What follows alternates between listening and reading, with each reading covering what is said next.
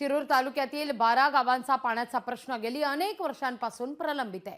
पाणी प्रश्न सोडवण्याकरता राज्यमंत्री असलेल्या मेघना बोर्डीकर या प्रयत्नशील आहेत।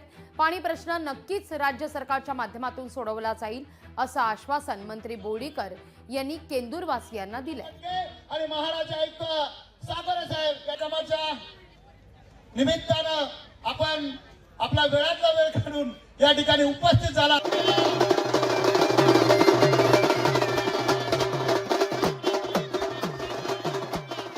अनेक वर्षापासून आम्ही केंदूरकर आणि 12 गाव पाण्यासाठी झगडतोय। सून म्हणून मी आपल्याला आजच्या या दिवशी आठवण करून देऊ इच्छिते की मी काही विसरलेली नाही। आपल्या गावाचं हक्काचं पाणी आपल्याला जोपर्यंत मिळत नाही तोपर्यंत मी तुमच्या आपल्या सगळ्यांच्या सोबत प्रयत्नशील आहे। मागच्या शेवटच्या अधिवेशनामध्ये नागपूरला आपण बैठक झाली होती सरपंच पराडकर, आता ती बैठक सुद्धा ह्या अधिवेशनामध्ये लावण्याचं मी परवाच मुख्यमंत्री देवेंद्र फडणवीस साहेबांशी बोललेली आहे। पण लवकरच आपल्या ह्या 12 गावाच्या पाण्याचे प्रश्न आपण सोडवणार आहोत। लोकशाही मराठी ऐका, पहा, जागरूक रहा।